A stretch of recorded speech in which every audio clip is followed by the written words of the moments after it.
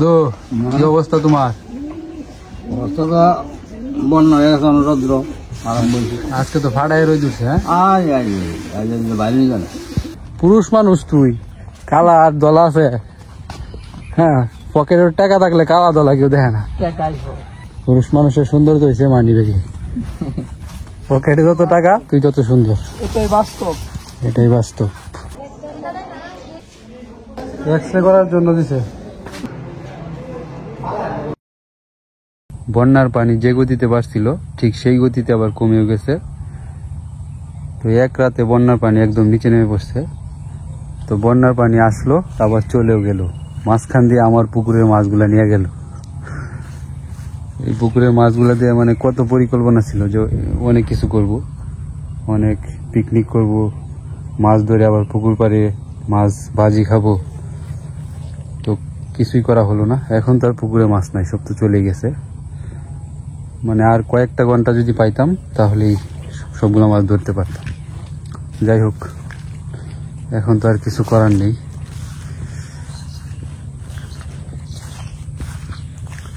তো চলুন আমার পুকুরের কি অবস্থা আপনাদেরকে দেখাই।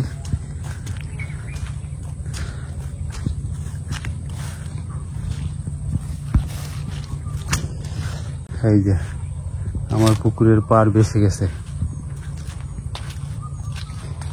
কিন্তু মাছের কোনো লড়া শব্দ নাই। সব চলে গেছে।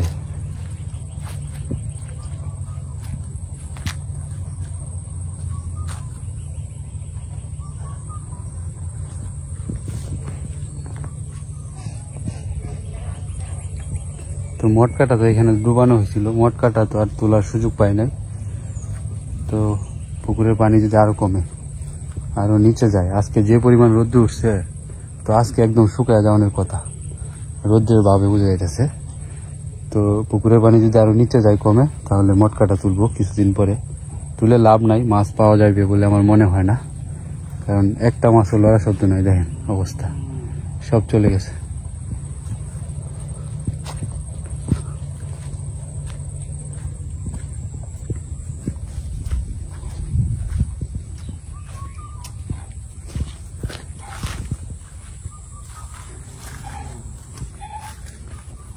এই যেখানে বাদ দেওয়া হয়েছিল উঁচু করে, কিন্তু কাজ হলো না।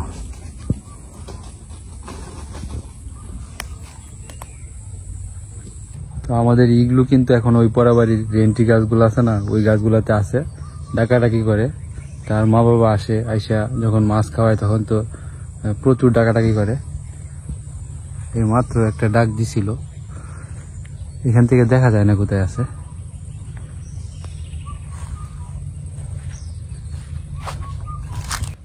আমার ঘরের দরজাতে পর্দা লাগাইতেছি, বাহির থেকে আর কেউ দেখতে পারবে না। মূলত এটা না, যে রোদ্রের আলো একদম চোখে আইসা পড়ে, এই কারণে পর্দা লাগানো হইতেছে। কবিরাজ পর্দা লাগাইতেছে। কে কবিরাজ? 100 টাকা চার্জ দিতে হবে। মিনু এখানে শুয়ে রয়েছে। মিনু, কি অবস্থা তোমার? অবস্থা তো বন্যা হয়ে গেছে, রৌদ্র আরাম বলছি। আজকে তো ফাটাই রই দিচ্ছে। হ্যাঁ, বাইরে নিয়ে গেলে বন্যা যে হইলো, প্রতি বছর তো এত তাড়াতাড়ি ফসল কাটা হয় না। হ্যাঁ, ফসল তো যদি মানে প্রতি বছর যে কাটা হয়, কাটা হইলে তো পানি বন্যায় নিল ফসল। হ্যাঁ, তো উপায়টা কি হইলো হয়? তো যাই হোক, এই বছর আগে ভাগে ফসল লাগে। বন্যা হইলো যেটা কেউ ধারণাই করতেছে না, ফুটকে আর বন্যা জানে আচানক ঘটনা ঘটে গেছে। এই বছর ধান না কাটা হইলে রে কবিরা কি লয়, একবার তো নিছিলি। হ্যাঁ, তো এই বছর নাকি ধান ভালো হয়েছে সবাই বুঝে। হ্যাঁ, আগের পানিতে যে মাটিটা দিয়ে গেছে, এই মাটিটা উঠতে পারছে, তাইলে সমস্যা নাই। হ্যাঁ, পোষায় গেছে, এক ফসল দিয়ে 2 ফসল, এক ফসলেই মেলা ভালো হয়েছে। আজকে যে রোদ উঠছে, যত ধান আছে এই বছরের লেগে শুকায় গেল সব। ওই যে এটা কেন রে, কনিকা নাকে ছাতা লইয়া ধান লাড়তাছে। ঠিক আছে, এতই রোদ।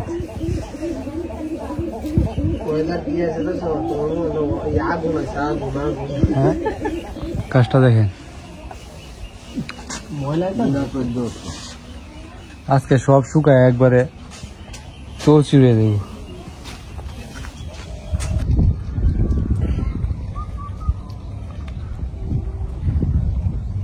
ধান কাটা শেষ হয়ে আস শেষ তো ডুবে গেছি না তুই বেগেছি প্রতি বছরে মনে কর লাগাই পিছায়া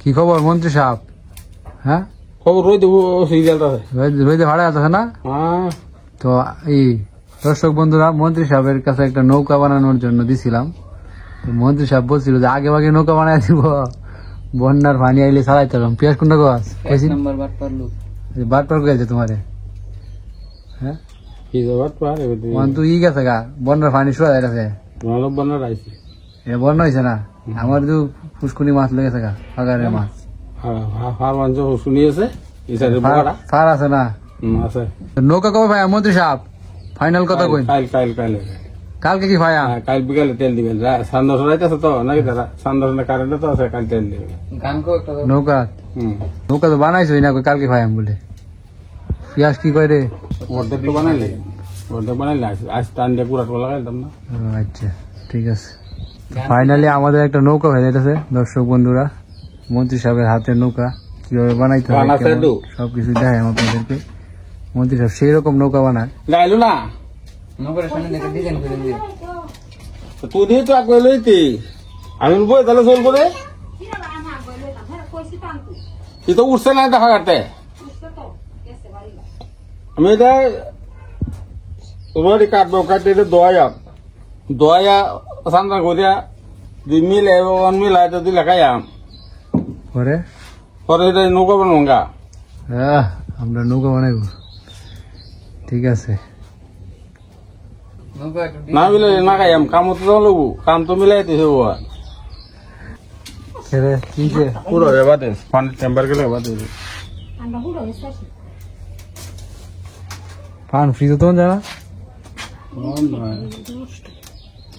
দর্শক বন্ধুরা আপনারা তো কিছুদিন আগে মানে জানছিলেন এই পিয়াস একটা অ্যাক্সিডেন্ট করছিল বাইক নিয়ে তো তার পায়ে ব্যথা পাইছিল তারে 100 বার না করা হয়েছে যে বাইক নিস না নতুন নতুন তো কইতে আছো সামনে সামনে ঠেলার নাম বাবা পাড়া ভালো হইলে আবার যাই লেলবো কয়েকদিন নিছে পরে আমি তারা না করছি যে বাইক নিস না কোন থেকে যে ভাড়া লয় এরকম কাজ আগে যখন একটা দুর্ঘটনা ঘটতো যে আর করতাম না যাইতাম না খেলাইতাম পরে যাইতাম এটা যে ইয়ের মতো যে গাব জঙ্গলে শিয়ালে গাব খায় কয়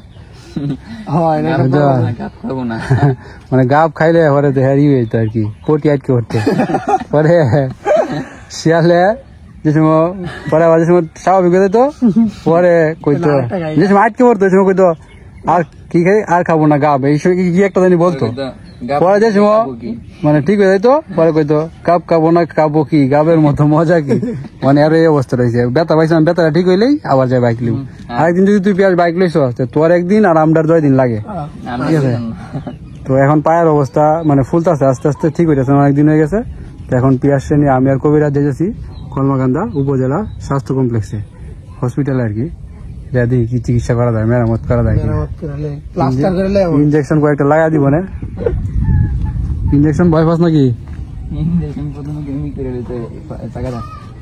অবশ করলি তো অবশ করলে তো ইনজেকশনটা দিতে হইব আজকে রোহিত ফাটা হেলতেছে ছাতা লয়ে ঘুরে আমরা বড় ভাই না না দে হেরে দে আমরা লাগে না আমরা ওরা ন্যাচারাল মানুষ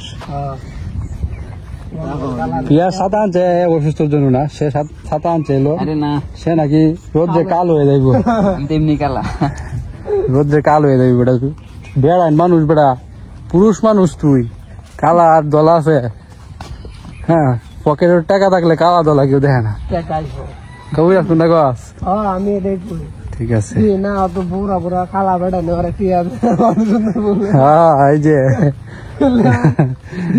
টাকার উপরে ডিপেন্ড করে না পুরুষ মানুষের সৌন্দর্য হয়েছে মানি বেশি পকেটে যত টাকা তুই যত সুন্দর, এটাই বাস্তব। এটাই বাস্তব। তো ল্যাংরা ল্যাংরা হয়ে গেছে।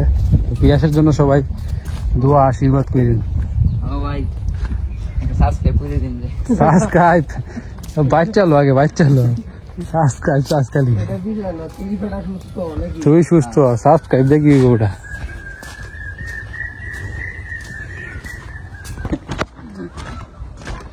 আমাদের এই বাঁশের ব্রিজটা কিন্তু সুন্দর লাগে অনেক। হ্যাঁ, এটা একটা সূর্য ইয়া আছে, পূর্ণতা আছে এটা বলতে পারবার। হ্যাঁ, হ্যাঁ, স্মৃতি আছে অনেক কিছু এটার মধ্যে। যদি দিন দিন হারায় যাইতেছে। অনেকে তো জিজ্ঞাসা যে এখনো বাঁশের ব্রিজ আছে, সাকু, বিশেষ করে এটার নাম তো সাকু। কেন রান্না হারায় যেতে পারে। ব্রিজে দেবো, ওই লোক ওই লোক কি খাই রে, পুরানা ধান খাই দেবে পুরা খেলা। কুড়া তাদের রিজি গেছিল।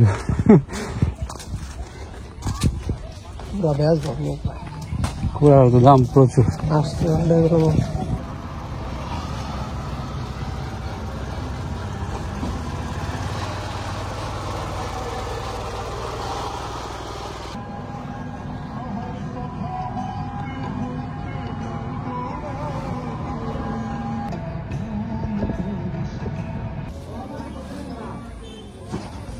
তো হসপিটালে আমরা এসে পড়ছি।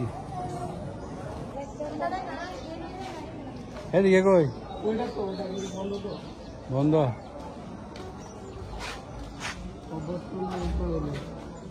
ইমার্জেন্সি কোন দিক দিয়ে? এক্সরে করার জন্য দিছে, এক্সরে করা হয়েছিল না? যা এক্সরে কই করেছিল।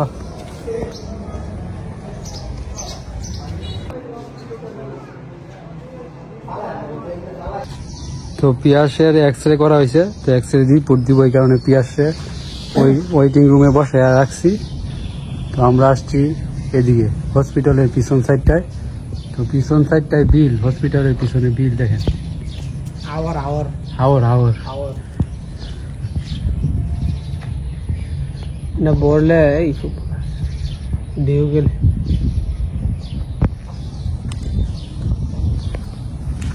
এদিকে আর কি কোয়ার্টার, হসপিটালের যারা কর্মকর্তা কর্মচারী আছে তাদের জন্য ব্যবস্থাটা। এই যে এই পিচ্চিটা হয়তো বা তার আম্মু মাত্র গেছিল আর কি, প্রাইভেটে হয়তো বা কোনো জায়গায় গেছিল না কবিরাজ, প্রাইভেটে মাত্রই গেছিল। আমরা এখানে বসে থাকতে থাকতে আবার ফিরে আসছে। তো ফিরে যাওয়ার সময় পিচ্ছি যে কি না আইসে, এই যে দেখেন কি বুঝতে পারলাম যে প্রাইভেট পড়াইবো না মনে হয়। মানে আজকে তারা প্রাইভেট পড়াইছে না, ছুটি, এই কারণে সে তো মহা খুশি। তো আমরা দুইজনে গবেষণা করতেছি কি রে, কারণ কি সে এত নাচানাচি করতেছে কেন? ওই যে দেখেন দৌড় দৌড়, আপনাদেরকে দেখা যায় না, ওই যে দৌড়টা আছে। কত নিচে আসছে? হ্যাঁ 500। হ্যাঁ, একশো করতে 500 টাকা লাগে? কি কয় 500 টাকা গেছে। এক্সরে করলো 500 টাকা রাখিয়ে দিল, কি আর বলবো, টাকাই টাকা। পিয়াজ তো ঘটনা ঘটাই আছে, এক্সরে করা হইলো, এক্সরে রিপোর্টে আসছে যে তার আরো একটু কেঁচা খাইছে, তো ইনফেকশন হয়ে গেছে জায়গাটা। তো এটারে কেটে ছিঁড়ে মানে পরিষ্কার করে দিছি।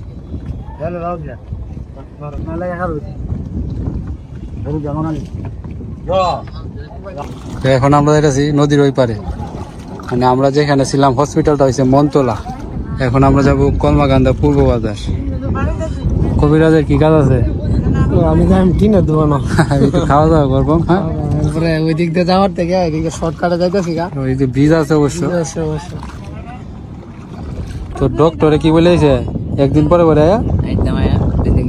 আচ্ছা তাহলে একদিন পরে পরে আয়া বলবি, বুঝছ? আর চালাইবি ফোনটার 200 টাকা দিয়ে ফোনটার ভাড়া লইছেন, এখন তার খরচ হয়েছে প্রায় 2000 টাকার মতো। 2000 টাকা আগে চিকিৎসা করছে গ্রামে, ওই তোর টাকা গেছে, যেমন কোয়ালিটি দিয়ে 1500 টাকা গেছে, 500 টাকা হয় কিনা ওষুধ ঠিক নাই। তারপরে আবার বলছে ডাক্তার একদিন পরে পরে আসতে হবে। টাকাটা তো বিষয় না, কিন্তু সুস্থ হইলেই আগে আর চালাইবে তারে 100 বার না করছি যে না দরকার নাই কোনো। বড় কথা শোনা লাগে। এর আগেও আরেকবার সাইকেলে অ্যাক্সিডেন্ট করছি। ওইটাও নাকি আমি তো বাড়িতে আসলাম না, তো শুনছিলাম বড় অ্যাক্সিডেন্ট, হ্যাঁ হসপিটাল পর্যন্ত নাকি কথা না শুনলে খেলে কেমনি হইব? গাড়ি কিনে লই পরে চালাবি, মানুষের গাড়ি চালাই মজা আছে ওটা। কোনটা কাজ কবিরা? হ্যাঁ এটাই।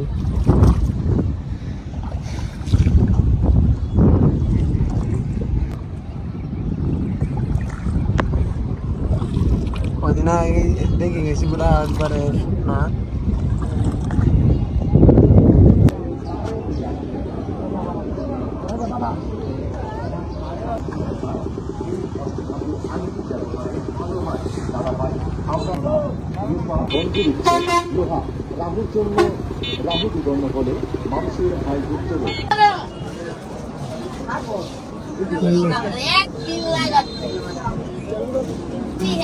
একদম বর্ষাকালে পড়ার জন্য আরো এক জোড়া জুতা নিয়ে নিলাম।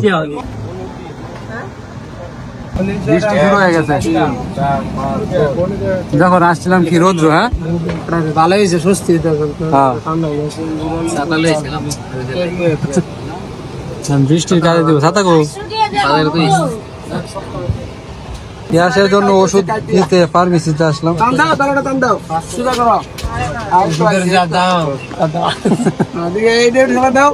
তো ওষুধের মানে মোট ওষুধের দাম কত আসছে? 1150। চালাই আরো হুন্ডার।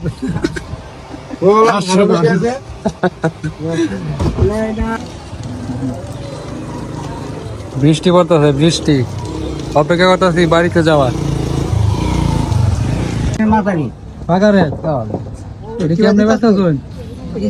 একদম 400 টাকা নিলে একটা কম নাই। 400 টাকা কেজি।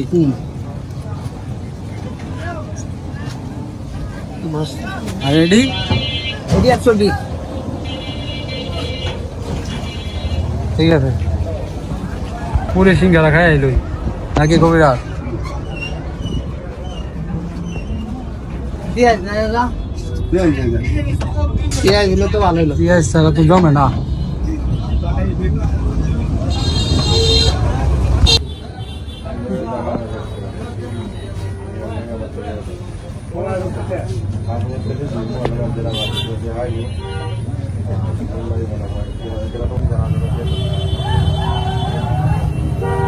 চা খাওয়া শেষ, বৃষ্টি কমছে না? আড়া ভালো আছিল কিন্তু। কবিরাজ কিনবে টিন।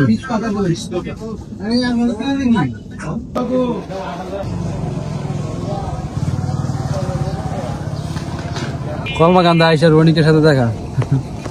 তো আমরা টিন নিয়ে নিলাম, এখন চলে যাবো। কবিরাজের ঘরের ভিতরে পার্টিশন দিবে। পার্টিশন নাকি? হ্যাঁ পার্টিশনে রুম করার জন্য রুম এক্সট্রা। কয়টা টিন লিখছিস? 20টা। কেন দাম কম? আমরা তো কেন কমই হবে। কেন কত? এটা লইছি 3400 টাকা করে। 3400 টাকা বান, মানে পাতলা টিন আর কি। বাদাম নিয়ে নিলাম, এখন বাদাম খাইতে খাইতে বাড়ির উদ্দেশ্যে। রনিকে অবশ্য সামনে নামি পড়বো। ভাই কোন জায়গায়? বাড়ির জায়গায় না না আরে বড় দানা দানা দান্ডি শুরু হইলে দান্ডি তো দান্ডি আনছি না, দানা চিন্তা হইতো না, মানে কাজ আছে। আমরা বাড়ির উদ্দেশ্যে রওনা দিয়ে দিলাম। রাস্তায় আছি বাদাম খাইতে খাইতে বাড়িতে। বৃষ্টির দিন আবার আসে।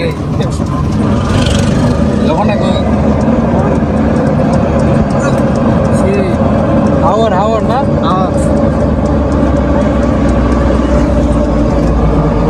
আর এদিকে হচ্ছে নদী।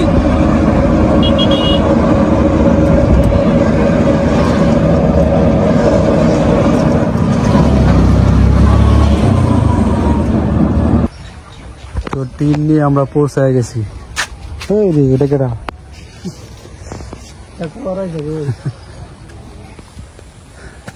কবিরাজের সুবিধা হয়েছে, বৃষ্টি পড়তো না মাথা।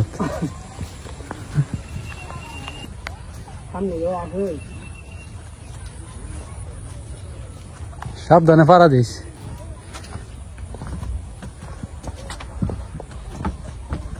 লড়াই কেড়ে লড়াই কে আসতে তুমি ওখানে আমি ধরছি নেক্সট সাইডে।